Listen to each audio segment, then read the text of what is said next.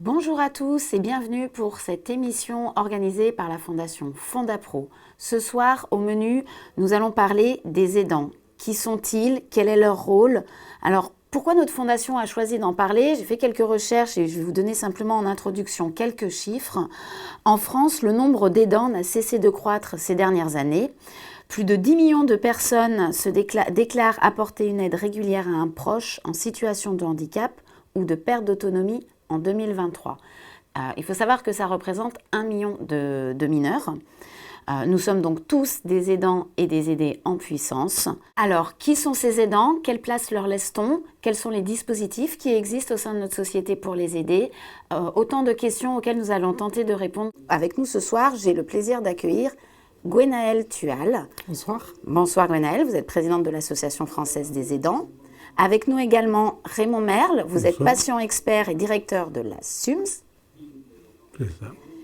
Et enfin, en duplex, nous avons Maha, si on la voit, oui. Nous avons donc Maha Ghanem, qui est patiente, aidante, journaliste et intervenante à l'Université des patients de Grenoble. Bonsoir Maha. Bonsoir. Alors Maha, je sais que vous avez un impératif et que vous devrez nous quitter un petit peu plus tôt. Vous déconnecterez un petit peu avant la fin de l'émission, mais en tout cas, je vous remercie d'avoir pu vous connecter ce soir avec nous. Alors, pour comprendre ce qu'est la situation des aidants aujourd'hui, je vais me tourner vers vous, Gwenaëlle. Vous êtes donc présidente de l'Association française des aidants. Je vais vous laisser vous présenter et puis que vous puissiez aussi nous présenter votre association. Donc bonsoir à tous. Bonsoir. Donc effectivement, je suis la présidente bénévole de l'Association française des aidants. C'est une association nationale qui existe depuis maintenant plus de 20 ans. On fêtait d'ailleurs l'anniversaire hier. Et c'est une association qui a une double vision du lien, et je vais peut-être insister sur ce point. C'est-à-dire qu'effectivement, elle accompagne l'ensemble des proches aidants.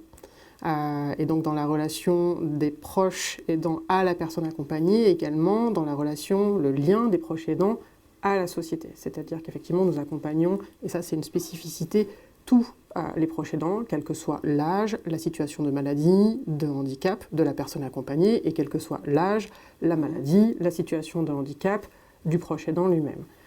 Deux autres spécificités, si vous me le permettez. Oui, c'est une association qui œuvre dans les territoires. À l'heure actuelle, nous couvrons plus de 70 départements. On a pour objectif, effectivement, de pouvoir permettre, en tout cas, de mobiliser des dispositifs dans les 101 départements. Donc on est particulièrement fiers notamment de pouvoir mettre en œuvre des dispositifs pour les proches aidants, notamment dans les territoires d'outre-mer. Et puis nous développons une approche capacitaire, donc je pense que ça fera écho, et notamment de faire avec les proches aidants, pas seulement pour et pas seulement à partir de leur expérience, mais vraiment de co-construire, co-développer les dispositifs, les évolutions, et ça à tous les échelons et à toutes les phases, si je puis dire, à la fois de conception et de situation. D'accord. Alors, je donnais des chiffres en introduction qui sont, enfin, en tout cas, comme moi, vu de l'extérieur, qui sont assez impressionnants, je trouve. Comment sont considérés les aidants aujourd'hui? Puis, qu'est-ce qu'un aidant, en fait, aujourd'hui, pour que tout le monde comprenne bien ce que c'est qu'un aidant? Un proche aidant, ça peut être nous, c'est peut-être vous. En tout cas, ça peut être tout à chacun à un moment de sa vie. Ce sont des personnes qui accompagnent un membre de leur entourage dans les gestes de la vie quotidienne, dans l'administration de soins, de gestes parfois très techniques, dans le soutien et la mise en œuvre d'actes d'action administrative, dans un soutien psychologique, et tout ça en raison d'une situation de maladie, de handicap ou bien d'avancée en âge qui nécessite une aide, un soutien à l'autonomie. Donc ce sont des personnes qui accompagnent d'autres en raison de leur place de proche, on se sent proche d'eux. Pas tout le temps un membre de la famille, ce peut être un ami, un voisin, c'est par exemple le cas dans à peu près 20% des situations d'aidance, et avec des besoins qui vont être différents selon l'évolution de la situation. D'accord. Alors, je vais me tourner vers Maha. si la connexion fonctionne toujours très bien. Donc Ma, vous êtes patiente, vous êtes aidante, mais vous êtes plein d'autres choses aussi. Est-ce que vous pourriez vous présenter rapidement sur l'ensemble des fonctions que vous avez et puis ensuite réagir aussi par rapport à ce que vient de dire Gwenaëlle et vous plutôt être sur la partie de témoigner en tant que patiente et aidante?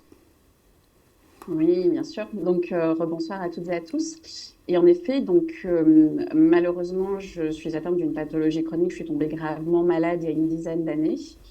Et puis, un peu comme un jeu voilà, du hasard, à partir du moment où ma santé s'est stabilisée, Covid est arrivé. Et malheureusement, c'est ma maman qui, elle, dont la santé s'est détériorée, qui est atteinte d'une pathologie neurodégénérative. Et pour qui, bah voilà, l'isolement, on va dire, pendant plusieurs mois a servi de déclencheur, puisqu'à ce moment-là, je vivais à l'étranger. Et donc oui, d'un coup, on essaye en tout cas, moi, le parcours que j'ai eu, c'est vraiment s'extirper de cette condition, de cette labellisation de patiente. Et finalement, je me suis retrouvée aidante. Et en effet, on est toujours de toute façon bien plus que ça, des êtres humains avec nos besoins, nos attentes, nos envies de vie, nos objectifs de vie. Et c'est vrai que malheureusement, sans sa santé, comme on dit, voilà, de façon très juste, hein, de façon populaire et très juste, sans la santé, malheureusement, on ne peut pas arriver très loin dans la vie. Et donc, c'est vrai qu'à partir du moment où j'ai pu reprendre ma vie en main, eh bien, malheureusement, j'ai dû, comme l'expliquait très bien Gwenaëlle, prendre en main celle de ma maman. Donc, que ce soit d'un point de vue financier, que ce soit d'un point de vue administratif, que ce soit d'un point de vue juridique, et puis que ce soit du soin du quotidien, faire ses courses, lui faire à manger, et puis surtout, lui tenir compagnie, puisqu'elle est atteinte d'une pathologie neurodégénérative qui fait que, voilà, elle a des notions de temps et d'espace qui aujourd'hui sont extrêmement laxes. Et puis à côté de ça, en effet, donc de formation, je suis journaliste spécialisée dans la politique de l'Union européenne. Je suis aujourd'hui également patiente enseignante à l'université Grenoble-Alpes, où vraiment, voilà, l'objectif, c'est d'aider les étudiantes et étudiants des filières soins à, dès le début de leur cursus, comprendre un petit peu bien ce que c'est que la vie de patient, quoi, tout simplement. Et que, avant toute chose, en vrai, quand on est patient ou aidant, on ne se voit pas comme tel. On est l'enfant de son parent, ou on est l'ami, ou on est le proche, ou on est le conjoint. Et finalement, on veut soutenir la personne du mieux que l'on peut, du mieux dans nos capacités. Bah voilà, c'est un peu comme être parent. Il n'y a pas vraiment de formation, on va dire, quand on devient aidant du jour au lendemain, même si je sais que peut-être il y a d'autres typologies de formation, mais quand ça arrive du jour au lendemain comme ça, j'ai envie de dire, eh bien on est jeté dedans et puis bah voilà, on fait ce qu'on peut. Et c'est vrai que ça a des conséquences qui font que petit à petit, peut-être qu'on s'oublie et qu'on oublie des parts de son identité. Ouais. D'accord, je vous remercie, Ma. Je reviendrai vers vous tout à l'heure. Raymond, vous êtes patient et donc aidé avec autour de vous des aidants. Mais c'est comme Ma, vous faites aussi plein d'autres choses. Donc je vais déjà vous laisser vous présenter et nous faire part de votre retour d'expérience.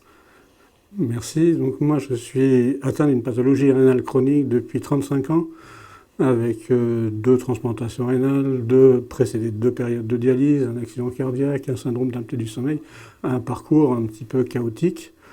Et quand je suis arrivé dans la maladie, c'était un choc énorme, puisque dans ces maladies-là, les maladies chroniques, notamment la maladie rénale, on n'a pas de symptômes, on n'a pas de signe annonçateur, et quand la maladie est diagnostiquée, c'est vraiment des fois beaucoup trop tard, il faut traiter en urgence.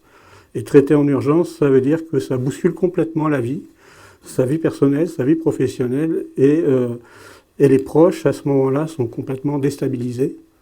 Donc il y a une période très difficile où il a fallu quand même gérer la situation. Et quand on nous annonce le diagnostic, on rentre à la maison, on dit ta journée, ça s'est bien passé, oui bien sûr. Et toi, bah moi on m'a annoncé une maladie rénale, je vais dialyser, je serai peut-être transplanté un jour. Donc c'est pas tout à fait dans les mêmes conditions et ça c'est très compliqué. Donc je pense que Ma a raison, le choc de l'annonce est difficile. Je crois qu'il y a beaucoup de travail à faire là-dessus, mais je crois que Gwenaëlle pourra en parler. Il y a beaucoup de travail à faire sur l'annonce. Et après, c'est comment ça se passe quand on rentre à la maison et comment vont vivre les aidants, les proches de cette situation. Donc ça a été difficile. Donc c'est un besoin naturel. Il y a un gros avantage, c'est ça. À la fois, c'est une ambivalence entre rapprocher des couples, rapprocher des proches, parce que c'est pas forcément les conjoints, et puis des fuites carrément, puisque oh là, il y a la maladie, moi je peux pas gérer ça, donc je m'en vais. Donc il y a cette situation qui est très compliquée. D'accord. Maha, vous concrètement, vous avez besoin de quoi? Enfin, au tout début, quand vous avez su que vous alliez être aidante, ou je ne sais pas à quel moment vous vous êtes dit, bah du coup, je suis devenue aidante. Il y a un moment où on vous l'a dit, où il y a un médecin, où il y a une asso, il y a quelqu'un qui vous a dit, mais là, vous êtes l'aidante de votre maman. Non, bien sûr que non. Alors moi, la chance que j'ai eue, c'est que, en effet, j'ai été formée à l'Université des patients de Grenoble, fondée par Raymond Merle qui est en plateau. Bonjour Raymond. Et donc, du coup, voilà, j'ai été quand même acculturée à cela. Suite à cette formation, j'ai repris des études en santé publique et en psychologie sociale de la santé. Donc finalement, j'étais quand même acculturée à ce monde-là. Une fois de plus, en tant qu'humain, il y a des labels qu'on a qui sont des labels sociétaux, hein, patients, aidants, qui sont des labels professionnels, qui sont des labels de système, du système de soins. Mais soit en tant que personne, on se voit comme personne. Et donc moi, je suis naturellement devenue l'aidante de ma mère, puisque bah, elle est ma mère, quoi. Et que la façon dont elle m'a élevée, bah, c'est la façon dont j'ai essayé de prendre soin d'elle, puisque elle, dans son cas, c'est vrai qu'il y a cette régression et ce retour en arrière. Donc finalement, non, personne ne vous l'annonce. Même déjà d'avoir son propre diagnostic à elle, ça a été toute une bataille avec le neurologue qu'elle avait à l'époque, que j'ai dû moi-même changer pour problème de communication. Et que du coup, pour elle, moi, je devais devenir un petit peu sa défenseuse, quoi, son avocate. Et que je trouvais que la personne qui avait face à moi, elle était absolument pas, comment dirais-je, capable d'avoir l'empathie qui était nécessaire par rapport à cette situation. Donc, c'est un petit peu, un peu comme quand on devient patient atteint d'une pathologie chronique, ça reste quand même un parcours du combattant. Donc, pouvoir trouver le bon vis-à-vis, les bons professionnels de santé, pouvoir poser des mots sur ce qui est en train de se passer, tout ça, c'est des choses pour lesquelles j'ai dû batailler seule au départ et ensuite aidée et rejointe par ma petite sœur. Mais non, il n'y a pas, on ne vous dit pas, voilà, vous êtes aidante. Et même, je sais qu'autour de moi, maintenant, il y a beaucoup de personnes qui sont aidantes et qui elles-mêmes ne se considèrent pas comme aidantes. C'est-à-dire, on se considère comme la fille d'eux, le frère d'eux, la sœur d'eux, la petite fille d'eux aussi. J'ai beaucoup d'amis autour de moi qui sont les aidantes et les aidants de leurs grands-parents. Et donc, c'est plutôt quelque chose qui est vu comme étant quelque chose de naturel, j'ai envie de dire, plus que comme une fonction sociale. Voilà. Alors qu'en fait, on assure une fonction sociale. On assure une fonction sociale jusqu'à ce que ma mère, son état se dégrade tellement qu'elle entre en institution. C'est moi qui m'occupais de tout pour elle, quoi, de la lever le matin, donner son petit déjeuner, lui proposer de faire sa douche, préparer le déjeuner, le goûter, lui proposer des activités aussi pour la stimuler. Bref, assurer sa sécurité physique et émotionnelle. Donc, d'un coup, on est là-dedans et j'ai envie de dire, on fait du mieux qu'on peut. Personnellement, ce que j'ai fait, c'est reproduire un petit peu la façon dont elle a pris soin de moi quand j'étais enfant. Et j'ai un peu cette blague maintenant que je dis à mes amis qui ont des jeunes enfants. Voilà, si vous ne croyez pas dans la parentalité positive ou peu importe comment ça s'appelle, je leur dis peut-être qu'un jour, vos enfants deviendront vos parents et croyez-moi, ils se souviendront de la façon dont vous les avez élevés. Donc voilà. Mais pour répondre à votre question, non, en vrai, on se voit pas comme aidant, on se voit comme un être humain et qui voit face à lui ou à elle un autre être humain qui a besoin d'aide et de soutien dans une société et un système qui n'en a pas suffisamment, tout simplement. D'accord. Alors, juste pour terminer, après, je passerai vers Gwenaëlle. Mais Maha, quand vous dites je m'occupe de la lever, je m'occupe de lui faire à manger, je m'occupe de ses rendez-vous médicaux, de ses papiers, et votre travail, votre vie pendant ce temps-là, vous mettez tout entre parenthèses, ça se passe comment?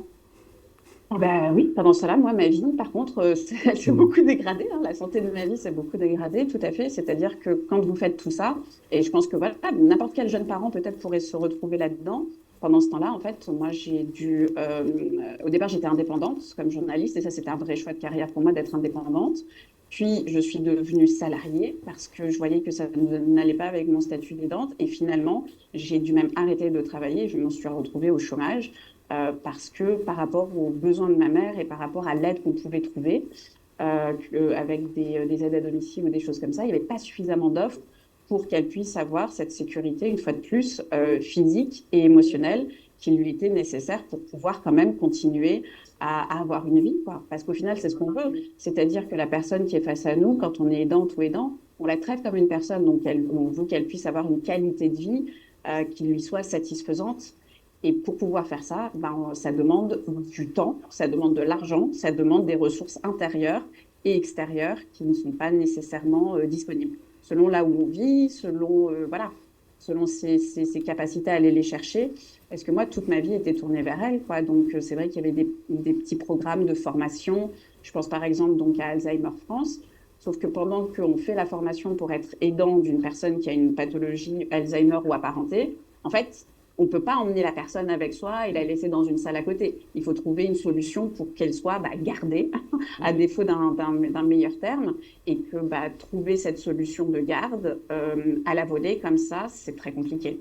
Donc oui, moi, ma vie, en tout cas, de la façon dont j'ai dû l'arranger pour ma mère, vu qu'elle devenait dépendante avec cette maladie neurodégénérative, j'ai dû mettre la mienne entre parenthèses et de côté pendant plus de 3 ans. Tout à fait. D'accord. Alors peut-être, Gwenaëlle, c'est le genre de témoignage que vous devez entendre régulièrement, j'imagine, au sein de l'association. Vous voulez peut-être réagir par rapport à ce que Maha vient de nous dire ? Oui, d'abord déjà merci pour le témoignage, Maha, et effectivement les personnes que nous accompagnons nous disent combien l'annonce de la maladie ou du handicap est une onde de choc, et que c'est une onde de choc qui, si vous voyez l'image des cercles, va se propager et avoir des effets, des impacts sur l'ensemble de l'entourage, les premiers cercles d'entourage et par ricochet jusqu'aux entourages dits sociaux, amicaux, etc.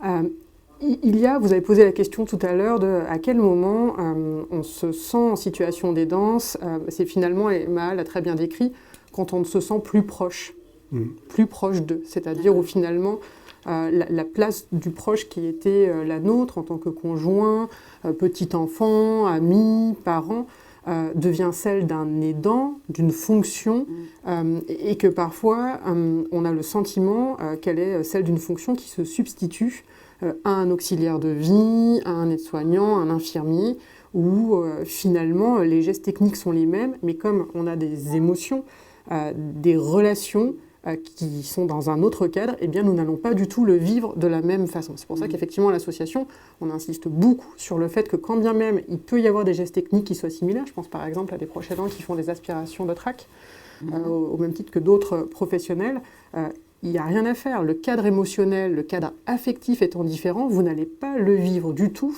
de la même façon. Donc il y a une forme de bascule qui s'opère, et on sent ce moment où nous basculons, il y a une forme de deuil blanc même, en tout cas c'est un terme qui revient assez fréquemment dans les témoignages des proches aidants que nous accompagnons, et qui fait qu'à un moment on se sent d'eux. Et donc un des enjeux, c'est effectivement de pouvoir maintenir, retrouver une place de proche.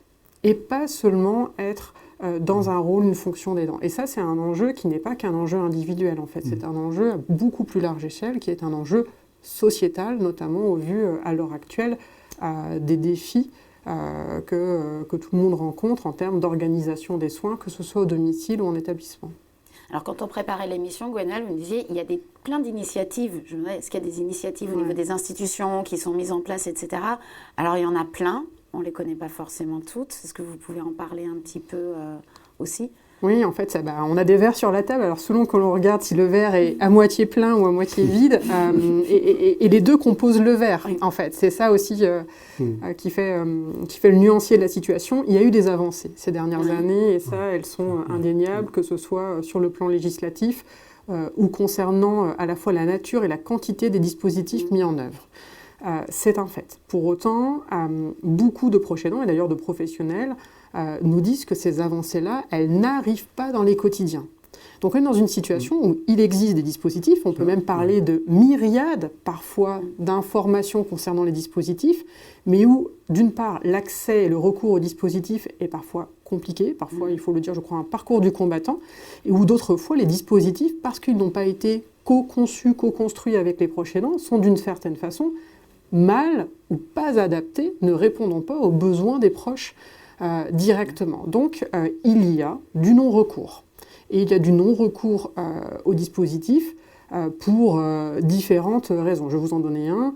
Il y a une douce illusion qui perdure, j'emploie la terminologie à dessein, qui serait que parce qu'on met l'information sur un site internet, eh bien, il y a une forme d'automaticité, les personnes vont pouvoir accéder et activer le dispositif.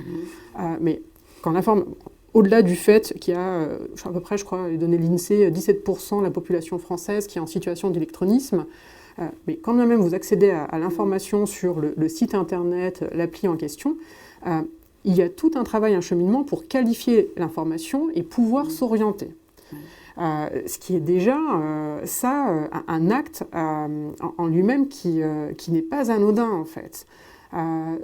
Donc j'ai envie de dire à la fois la lisibilité, la visibilité de l'ensemble des dispositifs, ça reste un travail de fond. Donc oui, il y a des dispositifs existants, plus ou moins concentrés sur certaines zones. Il existe encore des zones blanches en France où il y a très peu, voire pas de dispositifs mobilisables à proximité. Et quand je dis à proximité, c'est là où chacun vit, là où se passent et se réalisent les soins. Voilà, donc il y a des formes d'inéquité territoriale sur le sujet. Et puis, dans le même temps, on a parfois une surabondance d'informations qui fait que pour s'y retrouver, franchement, c'est extrêmement compliqué. Raymond, vous aviez eu accès à ces dispositifs, enfin, ou vos proches, vous les connaissiez? Alors, pour ce qui me concerne, c'est un peu compliqué parce que j'ai eu l'occasion de travailler beaucoup avec les médecins, beaucoup avec l'hôpital, parce que j'ai un engagement qui est assez élevé au niveau structurel, à la fois dans la partie représentation des usagers, la partie de la formation, l'enseignement et la recherche. Donc, on a eu vraiment beaucoup de problèmes, mais j'ai eu beaucoup de soutien au départ. Donc, ça m'a permis grâce aux assistantes sociales de l'établissement dans lequel j'étais suivi, grâce aux médecins, j'ai eu beaucoup de soutien. Mais ça a été quand même un parcours du combattant, Gwenaëlle, vous le dites très bien. Ça a été très long. Une fois que les choses ont été mises en place, ça s'est plutôt bien passé. Mais avant qu'on arrive à ce niveau, et là on parle en semaines, en mois, en années quand même, pour que ce soit vraiment mis sur le circuit, parce que c'est vraiment un changement de paradigme complètement. On ne vit plus de la même façon. On n'a plus la totale liberté, on a des traitements, on a des rendez-vous permanents, on a des examens, et les aidants sont là et nous accompagnent des fois impuissants. Ils subissent et ils ont besoin d'avoir un encadrement, d'avoir un accompagnement. J'ai bien aimé, Gwenaëlle, quand vous avez dit, maintenant c'est en fait, on est en train de changer du faire pour en faire avec le patient, ou avec l'aidant. Je pense que depuis un petit moment maintenant, on a cette notion d'aller vers. On est vraiment une volonté d'aller vers l'autre. Donc ça, je pense que ça fait partie des choses que vous avez évoquées sur les avancées. Il y a eu de très belles avancées, et notamment d'aller vers, c'est une démarche quand même. C'est plus du tout, on n'est plus dans la logique d'une relation verticalisée du faire pour. On va vers. Je pense que ça, c'est une très belle intention. Et le mode opératoire derrière, c'est justement de pouvoir faire avec. Et si on n'est pas passé par l'aller vers au départ, ça va être difficile de faire avec. Donc ça, c'est déjà une chose importante. Mais clairement, ça a été très compliqué. Maha, vous avez eu accès, vous avez dit, je vais aller sur Internet et je vais regarder les disques qui pourraient m'aider. Vous y avez, ou pas du tout, je ne sais pas. Si? Vous avez... Ah, j'ai un petit problème de son. C'est moi, désolée. Pas de souci. Oui, carrément. Alors que voilà, donc moi j'ai fait l'IEP, j'ai un bac +5, je parle plusieurs langues, donc je sais me servir la dernière fois que je me suis servir d'un vrai stylo, c'était il y a plus de 20 ans. Donc là-dessus, j'ai toutes les compétences. Le souci, c'est ça, c'est que soit il y en a trop d'infos et du coup on ne sait plus, soit il n'y en a pas assez. Et surtout, et c'est là qu'on sent vraiment que la France, malheureusement, est vraiment cet État aussi extrêmement administratif. La moindre chose demande une panoplie de papiers, une myriade de papiers, où en fait, quand vous voyez ça, moi, j'étais comme, en fait, là, j'ai pas le courage.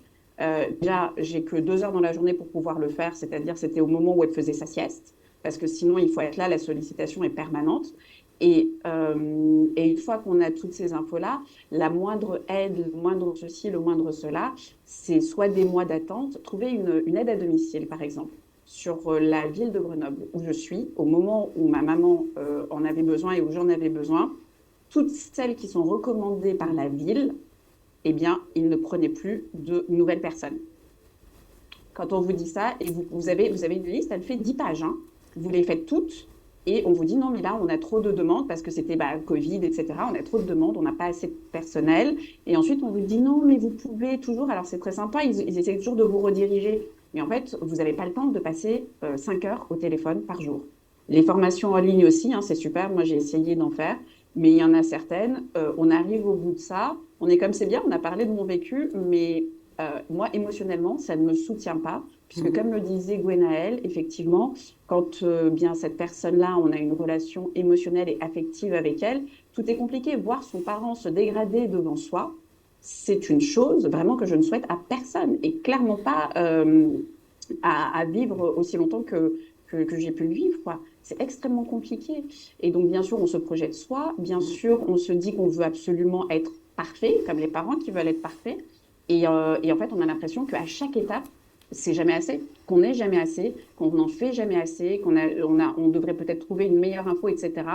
À un moment, j'avais demandé un recours d'APL pour moi-même et pour ma maman qui vivait sous mon toit. On m'a demandé une tonne de papier pour 14,50 € d'APL au final, quoi. Donc, il y a des choses comme ça qui sont extrêmement décourageantes, extrêmement décourageantes. Ou trouver une assistante sociale pour vous soutenir. Trouver une assistante sociale pour vous soutenir et pour vous aider à vous faire votre administratif. Aujourd'hui, ces assistantes sociales, elles vous disent, en fait, on n'a plus le temps. Avant, on faisait ça et on aidait les gens qui ne pouvaient pas. Aujourd'hui, en fait, et surtout quand on voit que vous êtes diplômé et que vous pouvez vous en sortir, vous savez lire et écrire, on vous dit, non, mais c'est pas pour vous, quoi. Alors que vous en avez besoin. Et donc, petit à petit, c'est aussi comme ça qu'en tant qu'aidant, en tout cas, moi, personnellement, je suis tombée dans la dépression, quoi. Parce qu'on a l'impression qu'on est vraiment seul face à la maladie, seul face à la dégradation de cette personne qu'on aime. Et on se dit, cette personne, elle n'a pas mérité ça. Elle n'a pas mérité ça. Et on essaye comment dirais-je, de boucher les trous, en fait, qui sont institutionnels. Et en fait, on est une personne. Et ces trous-là, ils sont institutionnels. Les besoins doivent être comblés par des institutions. Et on essaye seul. Et du coup, ça vous prend toute votre énergie et toute votre vie. Et en effet, du coup, la personne qu'on a en face de soi, la relation, elle n'existe plus parce qu'on devient son soignant, quoi. Et ça, et pour ça, il n'y a pas de formation en ligne. Il n'y a pas de formation en ligne. Alors, Gwenaëlle, une fois que, j'imagine, vous avez plein de personnes qui ont épuisé toute la partie institutionnelle, les trous des institutions, et qui arrivent vers vous, vous faites comment pour répondre au sein de votre association? Comment vous pouvez répondre du coup à des aidants comme Ma, mais c'est comme tout le monde finalement. Ils ont épuisé tout ce qu'ils pouvaient, on leur a dit non, là il n'y a plus de place, là il n'y a plus ceci, et ils viennent vous voir. Oui, et il y a quelque chose de quasi commun à toutes les situations, et c'est ce que m'a exprimé, c'est-à-dire qu'il y a un préalable en fait. Souvent on nous pose la question, alors justement, à quels sont les besoins des proches aidants et autres, et en fait le préalable nécessaire, ou en tout cas qui est indispensable, c'est que la personne accompagnée ait accès aux soins, et quand je dis le terme soins, c'est vraiment au sens global, requis par sa situation, que ce soit en qualité ou en quantité. Et ça, quand ça n'est pas le cas, et m'a très bien donné des exemples sur le sujet, c'est là où justement on va avoir toute une série d'effets délétères, que ce soit sur la santé, la vie professionnelle, par ricochet sur la vie familiale, sociale du proche aidant lui-même. Alors effectivement, quand les proches aidants viennent nous voir, souvent en ayant épuisé ou en tout cas en n'ayant pas trouvé l'information, on les accompagne à l'accès à l'information, en essayant à la fois de synthétiser, de rendre plus compréhensibles certains éléments d'orientation pour tel ou tel dispositif ou élément, en essayant aussi d'orienter vers des dispositifs qui sont mobilisables à côté de la personne. Donc à l'association, on a aussi nous-mêmes des dispositifs que nous portons directement dans les territoires, donc nous orientons, et ce sont notamment des dispositifs de ce qu'on appelle de co-développement. Et notamment, je pense au Café des aidants, où des proches aidants peuvent partager leur expérience, échanger avec d'autres proches aidants qui vivent les mêmes situations et dans des espaces et des temps qui sont co-animés par un psychologue et un travailleur social, ce qui permet à la fois d'apporter des éléments très concrets sur les dispositifs, qu'ils soient légaux, qu'ils soient des dispositifs d'action dans les territoires, pour justement permettre l'activation, le recours. Et puis ce sont aussi des dispositifs qui permettent de s'autoriser finalement à penser ce qu'on peut, ce qu'on ne peut pas ou ce qu'on ne peut plus, et puis ce qu'on veut et ce qu'on ne veut pas et ce qu'on ne veut plus dans la relation d'accompagnement. Ça, c'est aussi un enjeu pour pouvoir justement, dans ce qui se joue dans la relation, s'autoriser à maintenir, retrouver ou trouver une place dans l'ensemble en fait, du système. Moi, je vois dans les établissements où j'ai été traité, on avait mis en place des rencontres un petit peu informelles comme ça, de rencontres avec les aidants, parce qu'on s'aperçoit en complément de ce que vous dites, Gonel, c'est ce besoin de se retrouver ensemble. On a les mêmes problématiques. Excusez-moi. On a les mêmes problématiques, on a besoin de se retrouver, et c'est un espace de parole, un espace où ils se retrouvent. Il n'y a pas de patient à côté, il n'y a que les aidants, ils se retrouvent dans les groupes de parole, dans d'autres structures, peu importe. Et c'est ce besoin de se retrouver qu'on a pu détecter. Et c'est comme ça qu'on le développe de plus en plus, bien sûr avec la psychologue, avec éventuellement l'assistante sociale, avec d'autres professionnels. Mais c'est vraiment ce besoin-là, en dehors de l'aspect administratif, etc., c'est autre chose. Je ne sais pas si vous avez ce genre d'expérience, mais je pense qu'on le vit partout, ce besoin de se retrouver. Oui, et puis il y a aussi des savoirs issus de l'expérience des uns et des autres qui sont partagés, qui émergent, qui vont permettre aussi d'enrichir les points de vue, de cheminer. C'est aussi une manière de lutter contre l'isolement social à côté de chez soi. Et ça, c'est également, je pense, une donnée importante. Moi, j'insiste beaucoup sur l'aspect de la territorialisation, parce que ça se joue dans la proximité, autour de chez soi, dans le fond. Et donc, ça permet aussi de pouvoir se dire c'était d'ailleurs un des éléments que je citais, en tout cas dans la double vision du lien que nous avons à l'association, et de pouvoir se dire, sentir, se retrouver dans un collectif. Nous ne sommes pas seuls. D'autres vivent aussi la même situation. Ce sont des expériences de vie qui relèvent de l'exercice de l'équilibriste sur un fil. Il y a de la joie aussi, beaucoup. Il y a des relations qui peuvent être renforcées, réaménagées, reconfigurées. Il y a beaucoup de délicatesse, de valeur, de pudeur. Et puis, il y a aussi des aspects plus sombres. Et bien souvent, ces aspects plus sombres, ils sont générés ou renforcés parce que vous avez justement des soins sur lesquels vous allez devoir prendre le relais et qui vont avoir directement un impact sur votre propre santé, en tout cas, qui vont vous amener à reporter des soins, c'est ce que vous disiez, Maha, au début, ou à renoncer à des soins, qui vont vous amener à renoncer à des éléments, à des temps de partage avec des amis, des loisirs, etc., en fait. Donc, ces temps, effectivement, entre pairs, sont de temps extrêmement importants, ils sont essentiels, ils sont complémentaires à ce que des professionnels vont pouvoir apporter. Et en fait, c'est l'ensemble qui peut permettre d'avoir un accompagnement où chacun pourra essayer justement de trouver ou de retrouver sa juste place. Vous voulez peut-être réagir aussi, Raymond? Oui, il y a un complément qu'on peut apporter, c'est cette notion d'après. C'est-à-dire que on devient aidant, on va avoir une personne âgée qu'on va, par exemple, placer en maison ou maison de retraite ou autre. Donc c'est déjà l'après. On est dans une période qui est très très compliquée. Et puis il y a l'autre après, c'est quand la personne décède. Et vivre avec quelqu'un, l'aider pendant des années et des années, et se retrouver tout seul avec tous les souvenirs, tout ça, c'est très compliqué. Donc je pense que cette notion du après. Oui. Alors justement, parce que je sais que Maha, elle risque de se déconnecter à un moment donné. Tout à l'heure, quand vous êtes présentée, Maha, puis quand on a préparé l'émission, vous expliquiez, du coup, votre maman aujourd'hui est prise en charge dans un centre. C'est l'après. Du coup, c'est plus simple pour vous? Ou pas. Ou pas, je ne sais pas, excusez-moi, j'ai fait une grimace. Non, C'est plus simple le fait que maintenant elle puisse être dans une institution prise en charge ou comment ça se passe justement cet après tout le temps que vous avez passé avec elle? Bon, alors de toute façon, effectivement, il n'y a pas de solution parfaite une fois qu'une personne commence à perdre sa santé. L'après, pour moi, c'est un double choc. Le premier choc, c'est il faut accepter de lâcher prise. C'est-à-dire que quand on a trouvé la routine qui lui va, les nouveaux plats, son nouveau goût, etc., arriver dans une institution, et elle est vraiment dans une excellente institution ici à Grenoble, leur dire, bah voilà, elle aime bien se lever à telle heure, elle aime bien manger comme ci, il lui faut des petites portions, si jamais on lui met une grande assiette, elle ne mangera pas, etc., etc. Voilà.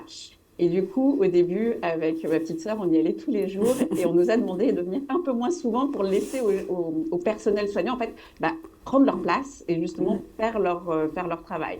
Donc, il y a aussi ce petit côté, pareil, je reviens à la comparaison avec les parents, hein, c'est quand on emmène son enfant le premier jour à la crèche ou le premier jour à l'école maternelle, il y a ce côté extrêmement difficile. Et puis, elle, comme beaucoup d'enfants, elle est rentrée dans l'institution et elle ne s'est jamais retournée, quoi. Dès le premier jour, elle s'y est vraiment sentie très, très bien et ça a été à la fois un soulagement et à la fois un crève-cœur, hein. C'est assez compliqué. Et puis l'après, c'est que bah, du coup, en fait, soit on se rend compte que sa vie, d'un coup, elle est vide, en fait, en effet, puisque notre vie, elle était pleine de l'autre.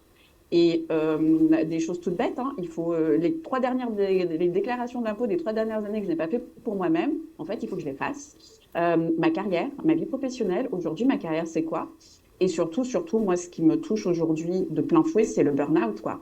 C'est vraiment cet aspect à la fois physique, physiologique, émotionnel, et ce vide. Et puis, c'est des vraies questions existentielles de qui suis-je aujourd'hui? Comment est-ce que cette expérience m'a modifiée? Comment est-ce que je reprends un parcours de vie professionnelle? Et qui va m'aider à ça, qui va comprendre qu'en fait, il y a des choses qui m'épuisent encore de faire aujourd'hui et auxquelles de penser, rien que d'y penser, ça m'épuise. Et puis, avec l'institution, même si elle est super, à chaque fois qu'il se passe la moindre chose, à la fois c'est très bien, hein, mais dès qu'il se passe la moindre chose, votre téléphone, il sonne, quoi. Et donc moi, comme elle perd de plus en plus de son autonomie, le téléphone, il sonne assez régulièrement, encore là, juste avant l'émission, pour me dire qu'on allait encore la changer de configuration. Donc, on n'est jamais libéré de ça, de toute façon, que ce soit parce qu'il y a quand même des échanges à faire avec les institutions, ou parce que du coup, c'est là qu'on se rend compte en fait de l'impact profond, comme le disait Gwenaëlle, que ça a eu sur notre vie, quoi, sur nos amis, sur notre carrière, sur notre revenu. Hein. L'une des premières choses qui part, qu'on soit patient ou aidant, en fait, bah, c'est son revenu, et de se rendre compte que bah, voilà, il y a une grosse pente à remonter. Et là, on se rend compte qu'on n'a pas la force, pour ça, on n'a pas le courage pour ça. Du coup, l'après, il est extrêmement, en tout cas moi là, je suis en plein dedans, et je dois dire que pour l'instant, je sais pas comment je vais organiser ce chemin pour moi-même, pour me rétablir. La seule chose positive quand même que j'aimerais dire, c'est que du coup, c'est vrai que maintenant, j'ai plutôt retrouvé ma place de fille avec elle. Et donc, ça veut dire que voilà, même si je regarde un peu comment on l'habille, est-ce que ses vêtements sont comme il faut, est-ce qu'elle est traitée comme elle se traiterait elle-même, c'est vrai que maintenant, quand je la vois, on va faire un tour, on va boire un thé, voilà, on se promène. Ça, par contre, ça a réparé ça quelque part. Oui, vous avez des moins de moments, mais du coup, c'est des moments qui sont peut-être plus qualitatifs et qui correspondent plus à une relation entre un enfant et son parent. Exactement. L'après, justement, soit quand ça va mieux, soit quand on est, comme dans le cas de la maman de Ma, dans une institution, là aussi, vous avez des choses que vous proposez au sein de l'association? Je ne sais pas si vous avez des exemples de ce qui peut être fait, de ce vide dont parlait Raymond et dont parle Ma aussi. Alors l'après-aidance, y compris lors de décès, oui. C'est finalement un pan de la vie qui a été assez peu étudié de manière générale concernant l'aidance. On en parle depuis quelques années, c'est assez récent. Il y avait de cette idée reçue que finalement les effets délétères de la situation d'aidance s'arrêtaient au moment où le proche accompagné décédait, par exemple, entrait dans un établissement ou d'ailleurs en rémission ou autre. Alors que les effets se poursuivent, en fait. sur le long terme, mais parfois le très très long terme. Ça peut être sur des décennies, y compris jusqu'à la retraite.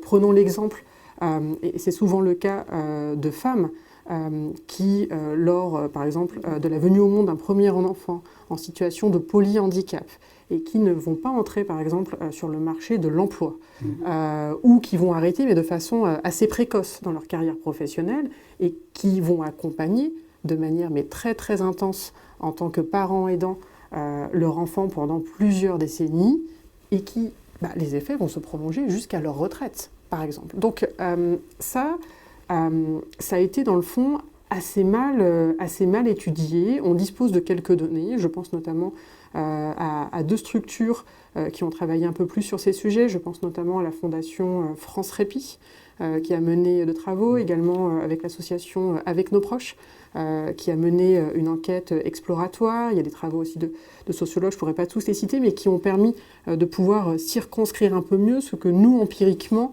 on constatait et on observait sur le terrain. Et donc, par exemple, je citais tout à l'heure les cafés des aidants, mais dans certains cafés des aidants, il y a bien évidemment que ça ne s'arrête pas au moment où la personne accompagnée, par exemple, décède ou entre dans une institution. Donc, il y a des formes de transition à organiser, parce que la vie, elle n'est pas faite de silos et de cases comme ça. Je pense que le millefeuille administratif que vous évoquiez tous les deux, elle est notamment le fait que justement, il faut cocher telle ou telle case, et que la vie, le parcours d'accompagnement, justement, n'est pas fonction de ces cases, et que bien souvent, nous ne rentrons pas dans ces cases. Donc il reste par contre, je pense, encore beaucoup à faire, en tout cas, sur ce sujet.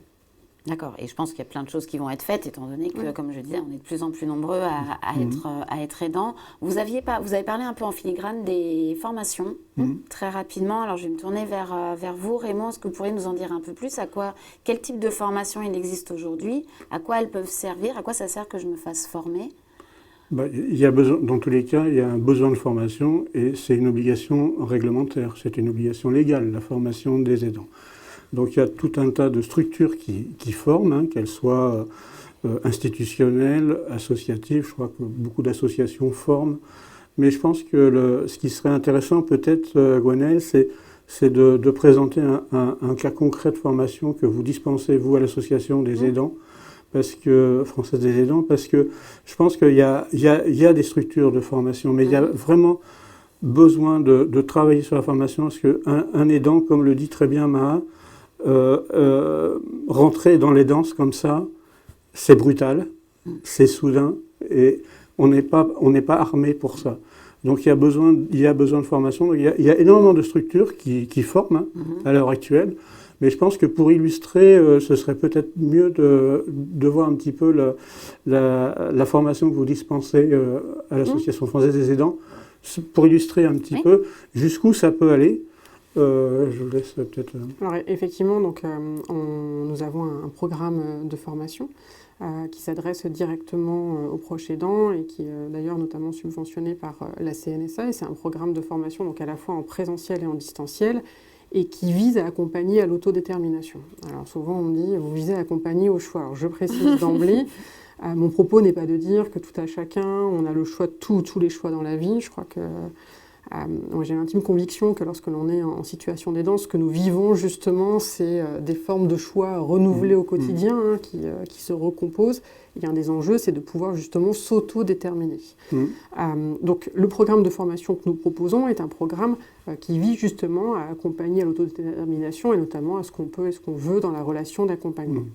D'autres structures proposent des programmes de formation plus en rapport avec des gestes dits techniques. Je pense par exemple aux gestes de transfert, donc par exemple accompagner au déplacement entre un lit et une chaise, pour donner un exemple. D'autres encore vont proposer des contenus plus en lien avec telle ou telle situation de maladie ou de handicap, visant notamment à avoir un certain nombre de connaissances sur la maladie ou la situation de handicap elle-même. D'autres encore sur des aspects plus relatifs aux droits. Donc effectivement, il y a une offre de formation en présentiel et en distanciel qui, au cours de ces dernières années, s'est développée. L'enjeu, moi, me semble-t-il, et il faut être, je pense, très, très vigilant et précautionneux là-dessus, il n'est pas de faire de proches aidants des professionnels de substitution. Il n'est pas d'en faire des sachants sur l'ensemble du corpus législatif en ce qui concerne les proches. C'est pas ça.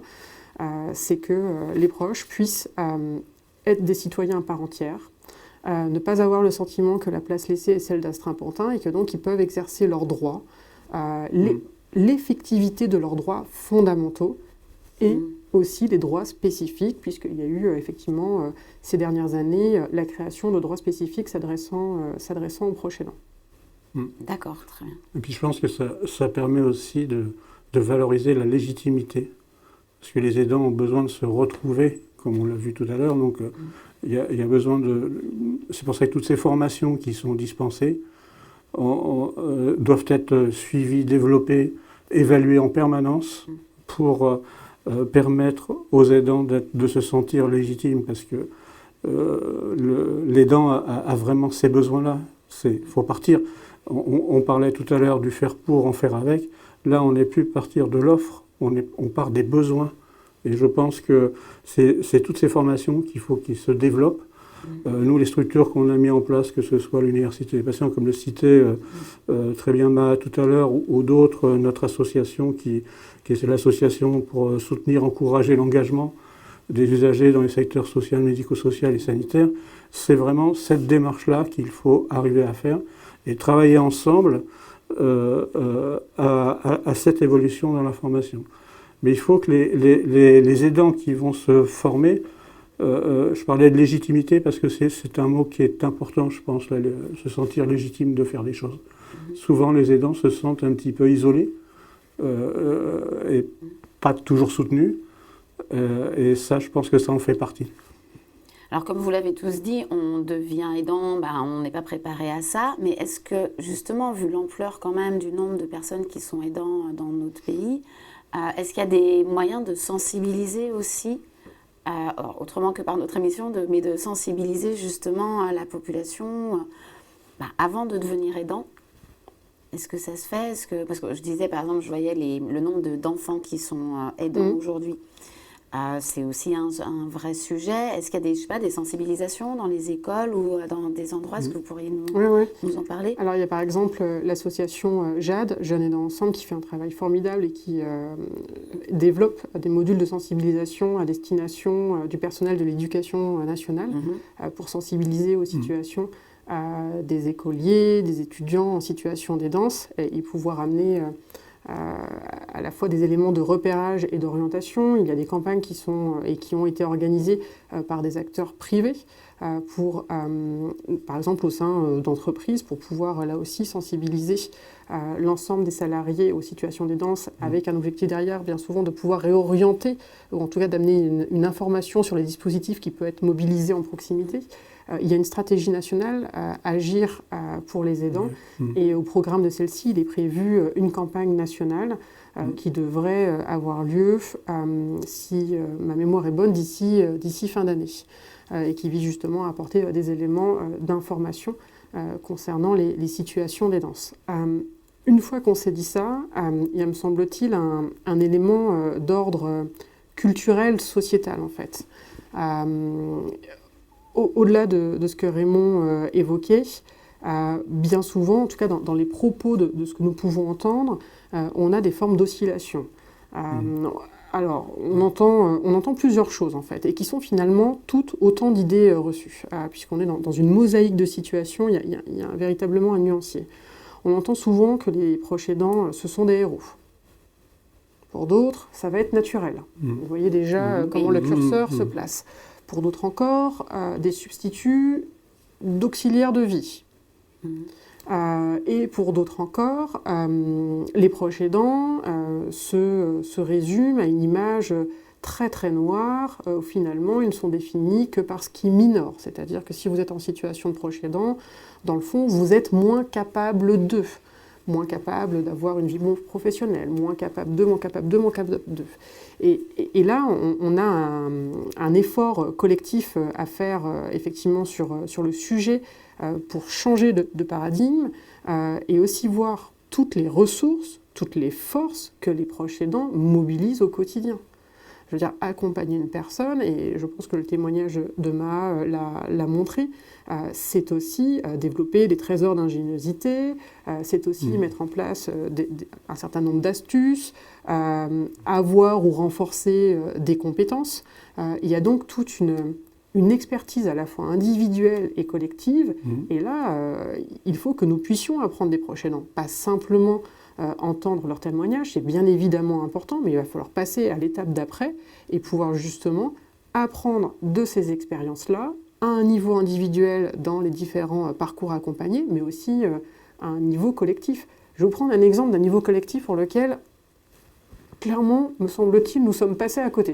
Allez-y. Pendant le Covid, le premier confinement. Bon, mais il se trouve que pour nombre de proches aidants, vivre au quotidien en ayant recours à du gel hydroalcoolique, à des masques et à des gants, cela faisait partie du quotidien. Il se trouve que ça faisait aussi partie de mon quotidien. Et donc, du jour au lendemain, il n'y a pas eu d'effet d'annonce. C'était des éléments qui étaient déjà présents dans les domiciles. Prendre un certain nombre de mesures pour éviter la transmission de virus, de quelque nature qu'il soit, parce que votre proche a une déficience immunitaire ou autre. Nombre de proches, et quand je dis nombre de proches, je ne parle pas de dizaines, je ne parle pas de centaines, je ne parle pas de milliers, je ne parle pas de dizaines de milliers, je ne parle pas de centaines de millions, on se parle en millions, vivaient ou avaient vécu cette expérience de vie-là.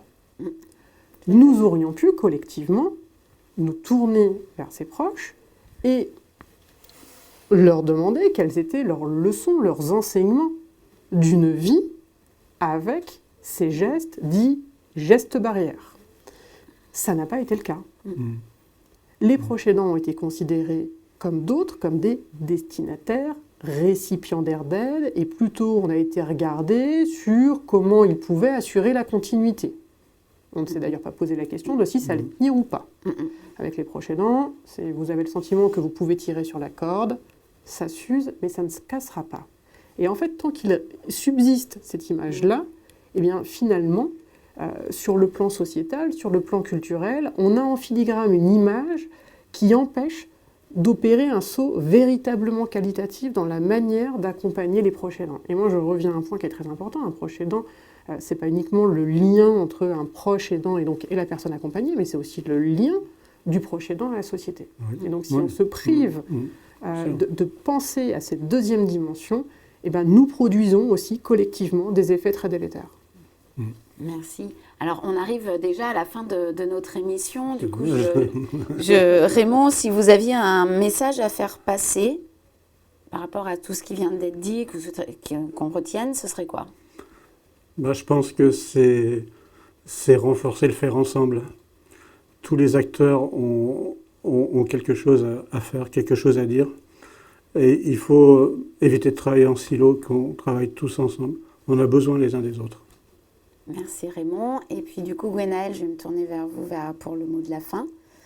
Eh bien, si je devais dire, et je vais dire un dernier élément, c'est vous n'êtes pas seul. Vous n'êtes pas seul. Il y a des acteurs, des professionnels, des bénévoles, des pairs qui, sur le terrain, sont là, se mobilisent pour pouvoir accompagner chacun dans son rôle, dans son périmètre d'action, que l'ensemble est complémentaire et qu'ensemble, effectivement, nous avons du pouvoir d'agir et la possibilité de faire bouger les choses. Merci beaucoup. Merci à tous les deux ainsi qu'à Maha. Je vous rappelle que le replay de l'émission sera disponible sur la chaîne YouTube de notre fondation. C'était la dernière émission avant la pause estivale. Du coup, je vous remercie vraiment sur ce sujet qui reviendra sûrement à un moment donné aussi parce qu'on est loin de l'avoir épuisé. Merci à tous et bonne soirée. Merci.